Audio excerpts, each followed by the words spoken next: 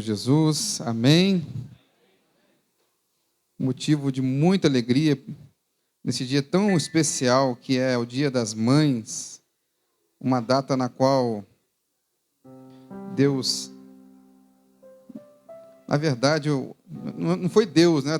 Foi o mercado que instituiu isso, mas nós aproveitamos essa data e agradecemos a Deus pelas mães que nós temos.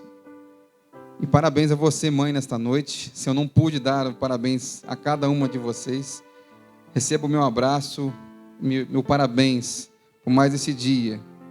Eu quero tratar desse tema, mãe, nessa noite. Nós estamos no mês da família. Eu gostaria que você abrisse comigo o livro de 1 Samuel, do capítulo 1, do verso 11 ao verso 22. Primeiro livro de Samuel, do capítulo 1, do verso 11 ao verso de número 22. Conta a história de uma mãe. E o tema que eu quero tratar nesta noite são as lições de uma mãe temente a Deus. Lições de uma mãe temente a Deus. Diz assim a palavra do Senhor, será projetado também. Ela fez um voto, dizendo: Senhor dos exércitos, se de fato olhares para a aflição da tua serva, e te lembrares de mim, e não te esqueceres da tua serva, e lhe deres um filho homem, eu o dedicarei ao Senhor por todos os dias da sua vida. E sobre a cabeça dele não passará navalha. Ana continuava a orar diante do Senhor, e o sacerdote Eli começou a observar o movimento dos lábios dela, porque Ana só falava em seu coração. Os seus lábios se moviam, porém não se ouvia voz nenhuma. Por isso ele pensou que ela estava embriagada. E lhe disse: até quando você vai ficar embriagada? Trate de ficar longe do vinho. Porém Ana respondeu: não, meu senhor, eu sou uma mulher angustiada de espírito. Não bebi vinho nem bebida forte. Apenas estava derramando a minha alma diante do Senhor. Não pense que esta sua serva é ímpia. Eu estava orando assim até agora, porque é grande a minha ansiedade e a minha aflição. Então Eli disse: vá em paz, e que o Deus de Israel lhe conceda o que você pediu. Ana respondeu: que eu possa encontrar favor aos seus olhos. Então ela seguiu o seu caminho, comeu alguma coisa, e o seu semblante já não era triste. Eles se levantaram de madrugada e adoraram diante do Senhor. Depois voltaram para casa, em Ramá. Eucana teve relações com Ana, sua mulher, e o Senhor se lembrou dela. Ana ficou grávida e, passando o devido tempo, teve um filho, a quem deu o nome de Samuel, pois dizia: do Senhor o pedi. Eucana, seu marido, foi com toda a sua casa para oferecer ao Senhor um sacrifício anual para cumprir o seu voto. Ana, porém, não foi. Ela disse a seu marido: quando o menino for desmamado, eu levarei para ser apresentado ao Senhor e para lá ficar para sempre. Amém? Podemos assentar, meus irmãos. Hoje é um dia muito especial, um dia que nós celebramos o Dia das Mães. E eu queria começar contando a história de uma mãe e de um filho nos Estados Unidos, no final do século XIX. Esse garoto, essa criança, chega da escola, triste, chorando, com uma carta na mão. E pede para que a sua mãe leia esta carta. Então a sua mãe abre a carta, lê a carta com os olhos lacrimejando, e o filho pergunta para a mãe qual era o conteúdo dessa carta. Então a mãe se vira para o filho e diz: olha, nós estamos recomendando o seu filho para que fique em casa, porque o seu filho é inteligente demais, a ponto da escola não ter condições de educar o seu filho. Seu filho é fora da curva, é além do limite, é muito especial. Por isso nós pedimos que você, mãe, cuide e crie o seu filho. O tempo passou, essa mãe faleceu, Então, o seu filho, já de idade mais avançada, ao mexer no quarto de sua mãe, encontrou aquela carta. E a carta dizia o seguinte: o seu filho tem algum tipo de deficiência mental. O seu filho não é capaz de estar aqui. O seu filho atrapalha os outros alunos a se desenvolverem melhor. Por isso, recomendamos que ele fique dentro de casa. Esse homem é chamado tem o nome de Thomas Alva Edison. Se você está com luz elétrica aqui nessa noite, é por causa dele. Se você tem energia elétrica no país inteiro, é por causa dele. Um homem que tem cerca de 1.052 patentes, invenções.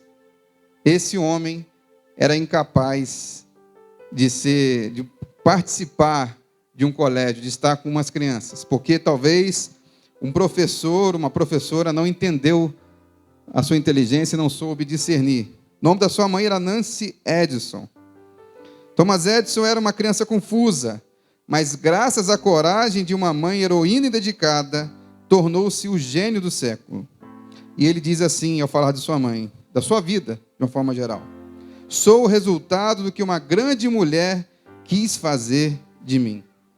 Stephen K. Scott, um autor de um livro sobre Salomão, o nome do livro, O Homem Mais Rico que Já Existiu, afirma que a mãe de Thomas Edison lia provérbios para ele todos os dias. Lia o livro da Bíblia chamado Provérbios todos os dias da sua vida.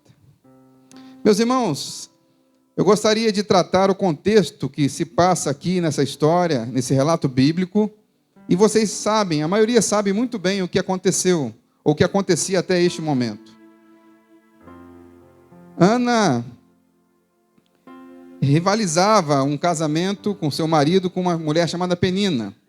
Naquele costume, no antigo Israel, não só Israel, mas os outros povos daquela época, tinham um costume de que se a sua primeira esposa não tivesse condições de ter um filho, então para que a sua descendência se continuasse, se prolongasse, ele tinha o direito de ter uma segunda esposa e que essa esposa desse filhos para ele. Esse era o contexto daquela época. Isso não foi ordem de Deus. Fique bem claro isso. Isso era um contexto, coisas criadas pelo homem. Há tantas coisas que os homens criaram, e aqui cabe a observação que não foi Deus quem criou e não foi Deus que ordenou. Uma delas era essa. Então este homem, casado com a segunda mulher chamada Penina, teve filhos com esta mulher e Ana não conseguia ter filhos. Mas, além de não conseguir ter filhos, Penina zombava de Ana. Penina escarnecia de Ana. Penina maltratava e zombava de Ana pelo fato de ela não ser ou não conseguir ser mãe. E eu imagino a situação de Ana e imagino, não consigo nem ficar no lugar, na condição dela, mas eu imagino o sofrimento de uma mulher que quer ser mãe e não consegue ser mãe. Eu imagino a luta, a dor de uma mãe ou de uma mulher que deseja ser mãe.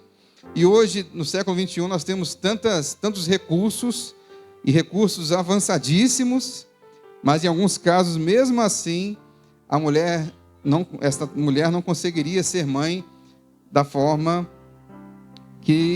normal, na forma comum de se acontecer.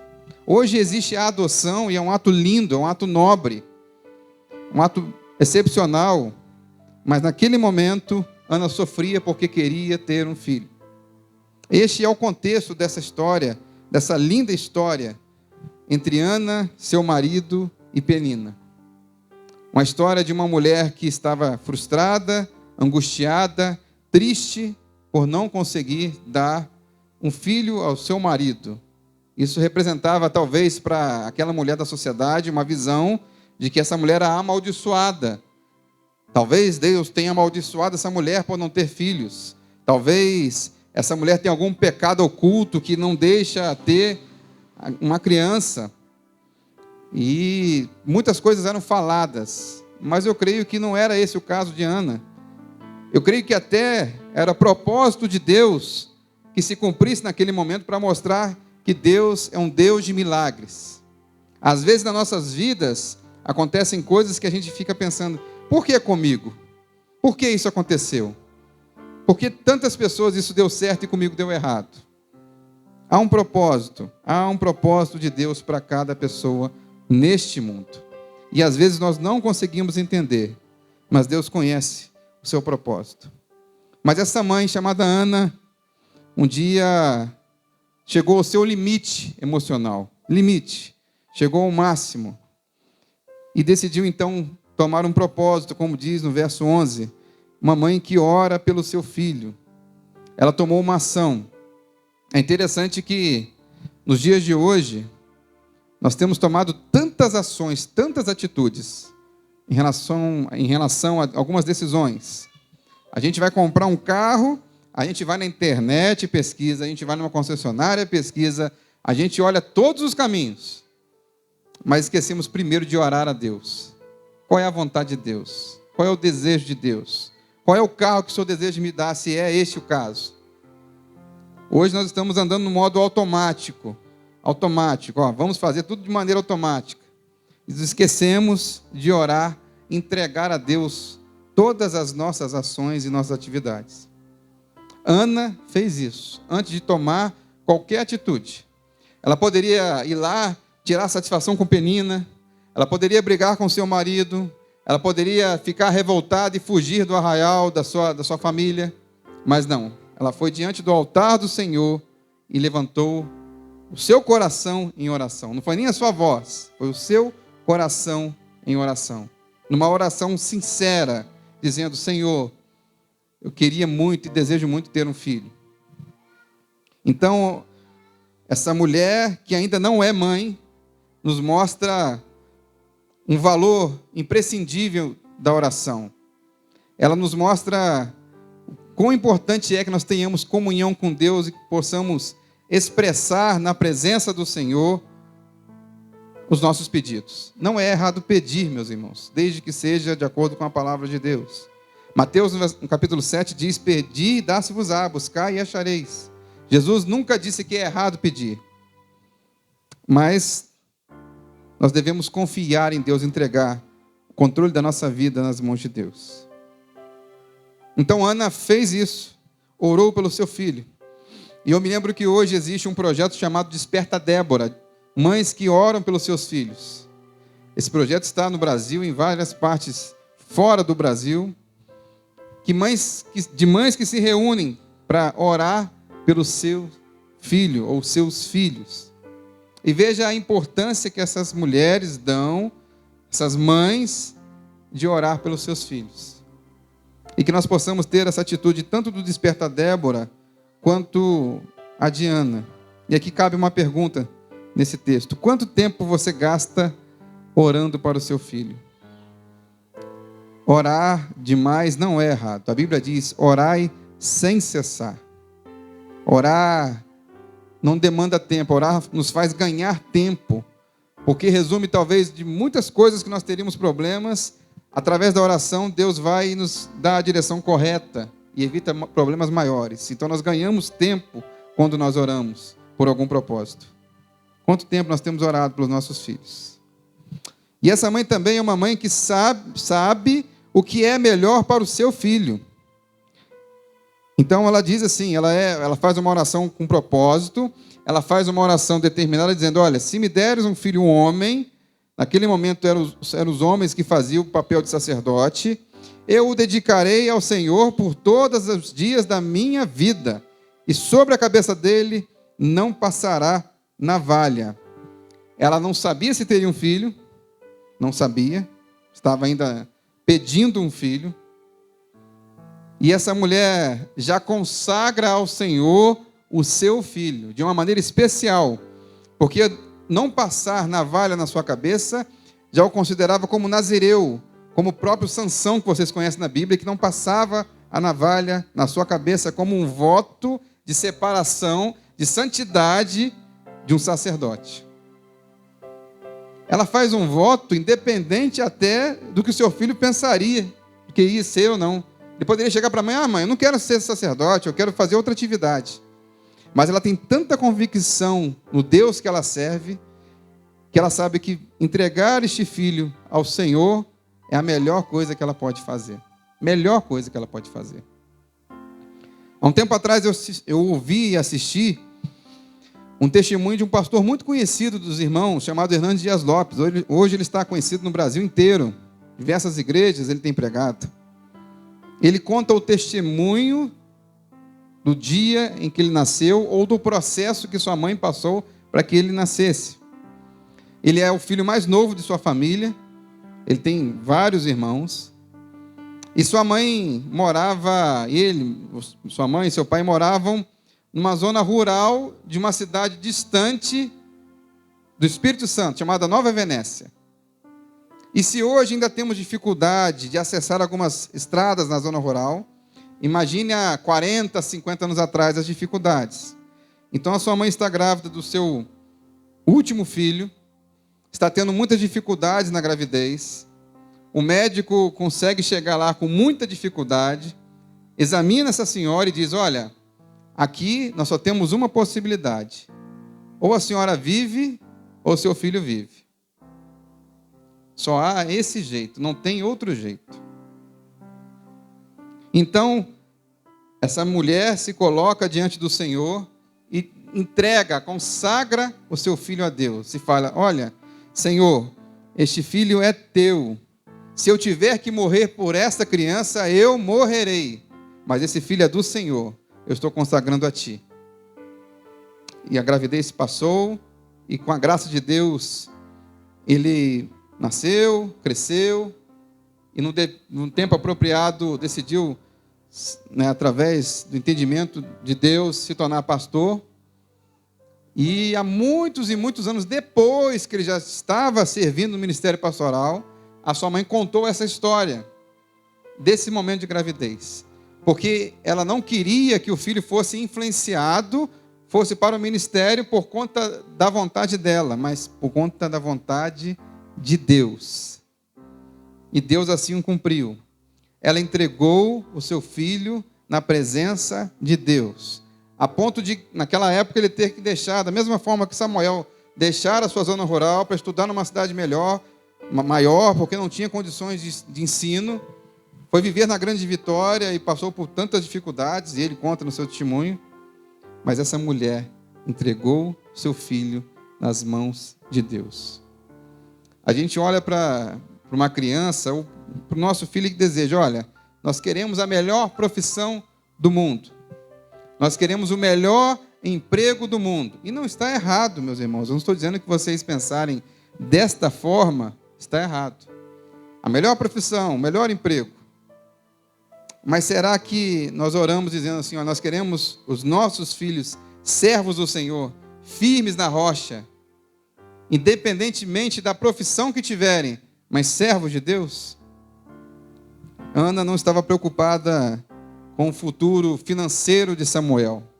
Ana não estava preocupada com o futuro acadêmico de estudo de Samuel.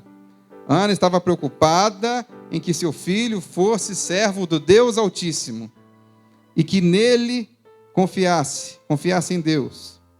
O Salmos de número 127, o versículo 3 diz: os filhos são presente do Senhor, uma recompensa que Ele dá. É recompensa, é presente, é dádiva, que Ele concede a nós. Os filhos são herança do Senhor. E você tem dedicado, então, o seu filho ao Senhor? Você tem entregado o seu filho a Deus, à presença de Deus, apresentado Deus ao seu filho? Cabe a nós essa pergunta nesta noite. Mas uma mãe ainda estéril que ora em segredo, ainda é chamada de louca. O verso 12 diz assim: Ana continuava a orar diante do Senhor, e o sacerdote Eli começou a observar os movimentos dos lábios dela, porque Ana só falava em seu coração. Os seus lábios se moviam, porém não se ouvia voz nenhuma.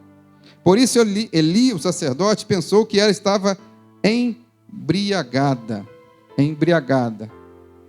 É natural que você vê uma pessoa falando sozinho, você pensa que essa pessoa está alterada nos seus pensamentos, na sua consciência. Naquela época era muito comum que essa alteração acontecesse por conta da bebida alcoólica. Mas Jesus ensina sobre a oração dessa mulher, que orar em segredo é necessário.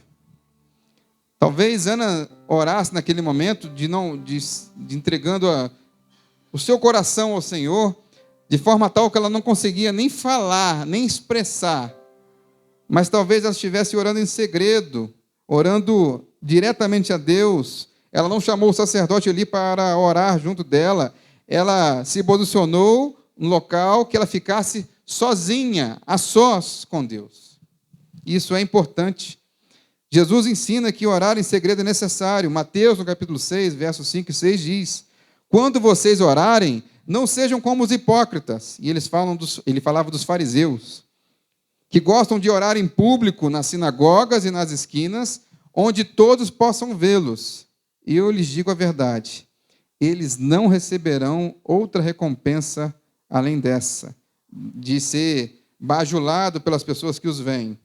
Mas quando orarem, cada um vá para o seu quarto, feche a porta e ore ao seu pai em segredo. Então seu pai, que observa em segredo, os recompensará. Mantenha áreas da sua vida reservadas apenas a Deus. Existem propósitos na sua vida que você deve apresentar somente a Deus. Talvez uma oração como essa seja um propósito particular entre você e Deus. As pessoas te acharão louca, maluca, fora da sua consciência por diversos motivos. A criação de uma mãe é sempre cercada de críticas. E não é verdade? A mãe faz alguma ação, é criticada. A mãe não faz uma ação, deixa de fazer, é criticada também. Claro, hoje todas as pessoas são criticadas, todas, em tudo que ela faz, tudo que elas fazem. Mas a mãe, principalmente, é muito criticada. Porque tem receita de bolo para tudo. E nem sempre que uma mãe passou, quer dizer que aquela receita vai funcionar para aquela mãe e para aquela criança. Então, uma mãe é criticada. Mas uma mãe temente a Deus enfrentará desafios por conta da sua fidelidade. E quantos desafios nós temos nesse mundo de hoje, de educar os seus filhos? Quantos desafios? Escolas por aí que ensinam tantas coisas que desagradam a Deus. E, na verdade, a escola não é responsável pela educação do seu filho. Preste muito bem atenção nisso. A escola não é responsável pela educação do seu filho. Ela é responsável por trazer ensinos de formação, de academia, de conhecimento, de extensão. Mas a educação, os bons modos, vêm de casa. Essa frase é correta, não é um exagero. Então, não delegue à escola, aos avós ou a qualquer outra pessoa algo que é de responsabilidade de vocês. Educação. Então, uma mãe temente a Deus enfrentará desafios por conta da sua fidelidade. Fidelidade a Deus, fidelidade aos princípios que ela tem, fidelidade de educar os seus filhos e deixar de fazer muitas coisas nas quais elas gostariam de fazer, mas elas estão dedicadas na criação dos seus filhos. O mundo hoje acha até um absurdo uma mulher que deixa o seu emprego para ficar tomando conta dos seus filhos. E aqui existem duas questões. Eu não estou dizendo que toda mulher tem que sair do seu emprego para poder cuidar dos seus filhos. Vamos lá, é um assunto polêmico. Mas se a mulher entender em comum acordo com seu marido e conversar que é uma necessidade, não é errado que isso aconteça. Se ela consegue conciliar o seu emprego e a educação das crianças e é conversado, amém. As duas possibilidades são corretas. Mas, realmente, cuidar de uma criança é muito difícil. Eu posso dizer, com todo o conhecimento, a vivência que eu estou tendo. Estava conversando com a minha esposa no carro antes de chegar aqui. E ela pensando que as pessoas que viviam antigamente, ou viviam talvez em zona rural, talvez na zona urbana, na cidade, passava por isso. Tinham mais tempo com seus filhos. Hoje a gente vive num mundo que a gente é obrigado a trabalhar muito, a produzir resultados, a ser o melhor funcionário, a ser uma melhor pessoa, a ganhar prêmios, e deixamos de educar os nossos filhos. Às vezes, Nós somos pais que trazem o melhor brinquedo, a melhor bolsa, o melhor sapato, mas nós não trazemos a melhor presença para os nossos filhos. E isso é importante. O mundo quer roubar os nossos filhos. Isso é um fato. O mundo quer tirar a educação dos pais e roubar a nossa fidelidade a Deus, tomando de nós as nossas crianças. Então, mais uma vez, uma mãe temente a Deus enfrentará desafios por conta da sua fidelidade. Mas também uma mãe temente a Deus ora e chora. Deus responde e ela se alegra. Verso 15. Porém, Ana respondeu: não, meu senhor, eu sou uma mulher angustiada de espírito. Não bebi vinho, nem bebida forte. Apenas estava derramando a minha alma diante do Senhor. Não pense que esta sua serva é ímpia. Eu estava orando assim até agora, porque é grande a minha aflição e ansiedade. Então ele disse, o sacerdote, Eli, vá em paz, que o Deus de Israel lhe conceda o que você pediu. Então Ana respondeu: que eu possa encontrar favor aos seus olhos. Então ela seguiu o seu caminho, comeu alguma coisa e o seu semblante já não era mais triste. Interessante essa parte, comer alguma coisa. A psicologia moderna, que nós estudamos hoje aí, ela é moderna mesmo, ela tem menos de 200 anos. Então nós não podemos tratar de algo anterior a isso como algumas doenças que a psicologia classifica, como depressão, ansiedade ou angústia.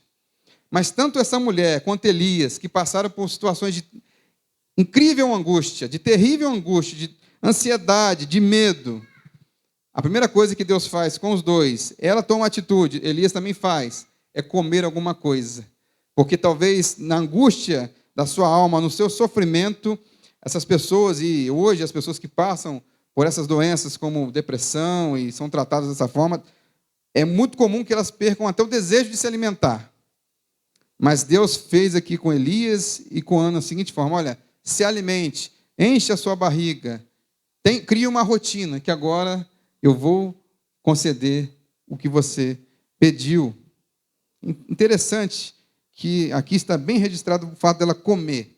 Poderia ser algo comum, passar despercebido, mas traz para nós esse sentido. Salmos 30, no versículo 5, diz, a parte B: o choro pode durar uma noite, mas a alegria vem com o amanhecer. O verso 11 diz também: transformaste meu pranto em dança. A dança aqui é a alegria. Tiraste as minhas roupas de luto e me vestiste de alegria. Essa mulher estava em luto por não ter uma criança, por não cumprir o seu propósito aqui nesta terra. E talvez hoje você tenha algum problema, alguma dificuldade que mexe com o seu coração, alguma angústia, algo que você tem orado a Deus por anos, e Deus ainda não te deu uma resposta, ou respondeu assim: espere mais um pouco.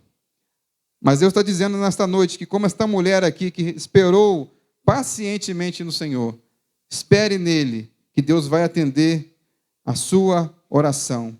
Deus tem uma palavra para você nesta noite. Não desanime, mãe. Não desanime de criar os seus filhos. Não desanime diante das dificuldades. Não desanime se o mundo diz que você é uma má mãe, uma péssima mãe, que você erra nisso ou naquilo. Não desanime. Deus é contigo. Deus está com você nesta noite. Saia daqui cheia desta palavra, cheia do Espírito Santo, entendendo que Deus tem um propósito na sua vida, na vida do seu filho. Não desanime.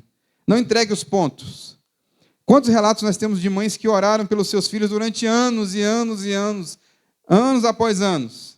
E quando menos ela esperava, Deus atendeu a sua oração. E o seu filho recebeu a Jesus. Seu filho foi transformado. Seu filho foi liberto. Não desista. Não desanime. Amém? Uma mãe que faz a sua parte. Importante.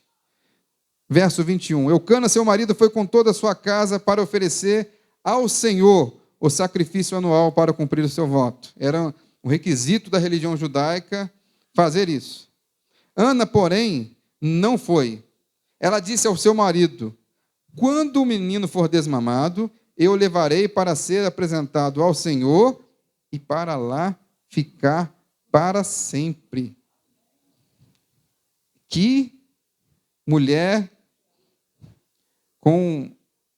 confiante, palavra certa, estou querendo achar um adjetivo, confiante, destemida, honesta, com um propósito, uma mulher de Deus, dizendo, olha, eu vou entregar o meu filho assim que ele desmamar, porque o meu filho, apesar de ser um presente que Deus deu para mim, eu o devolvi e ofereci a ele, então é dele, não é meu.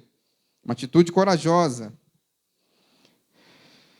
Não sei quantos viram aqui recentemente uma questão política que aconteceu. Os Estados Unidos retirou as suas tropas militares do Afeganistão. E foi muito comum ver uma cena muito triste, que corta o coração, de mães tentando entregar os seus filhos aos militares norte-americanos para que levassem para o seu país. É de cortar o coração. E talvez você pense assim daquela mãe, nossa, que mãe cruel, que mãe ruim, entregar a sua filha na mão de um desconhecido. Mas eu creio que essas mães pensaram algo parecido com o que Ana pensou. Ana talvez tivesse condições de criar o seu filho. Essas mães afegãs não tinham a mínima condição de criar os seus filhos. Sabiam que naquele momento os filhos delas passariam naquele país uma dificuldade muito grande. O que está acontecendo de fato lá? Um problema muito sério político, religioso, moral e assim por diante. Então, elas decidiram entregar os seus filhos para os militares, para que eles levassem para o seu respectivo país e dessa forma cuidassem. E talvez aquele filho tivesse um futuro melhor, mesmo distante da sua mãe. Quem se lembra de uma mãe que entregou o seu filho numa cesta para que uma princesa egípcia a criasse? A mãe de Moisés. Isso é uma atitude corajosa. Entregaram o seu filho, ainda mais a mãe de Moisés, a uma senhora de um país inimigo, ou deixar o seu filho ir pelo rio, que foi o que aconteceu, deixar o rio levar, confiando no poder de Deus. Que mãe corajosa. E aqui cabe a pergunta nesta noite. A quem você tem entregado seu filho? A quem? À internet? Ao tablet, ao celular? Eu também faço isso com minha filha, eu deixo às vezes. Mas a quem você está delegando a criação do seu filho? A quem você está deixando o seu filho? A escola criar, do jeito que a escola entender que ela deve criar? Aos avós, que são bênção, mas os avós não são pais, não têm essa função? Ao mundo, entregar os seus filhos ao mundo. Olha, não deixe que o mundo crie os nossos filhos, deixe que um amiguinho dele crie o meu filho e ele influencie para o mundo das drogas e assim por diante. A quem você tem entregado o seu filho? Ana recebeu o favor do Senhor. Você pode ver no capítulo 2, do verso 20 e 21. Ele abençoava Eucana e sua mulher e dizia: que o Senhor dê a vocês desta mulher, em lugar do filho que devolveu, que o Senhor dê a vocês, Eucana e Ana, filhos, em lugar de Samuel. E eles voltavam para sua casa. Assim o Senhor abençoou Ana e ela engravidava. Teve mais 3 filhos e 2 filhas, 5 filhos, mais Samuel. Segundo a contagem, 6 filhos. Uma mulher que não podia ter filhos. E o menino Samuel crescia diante do Senhor.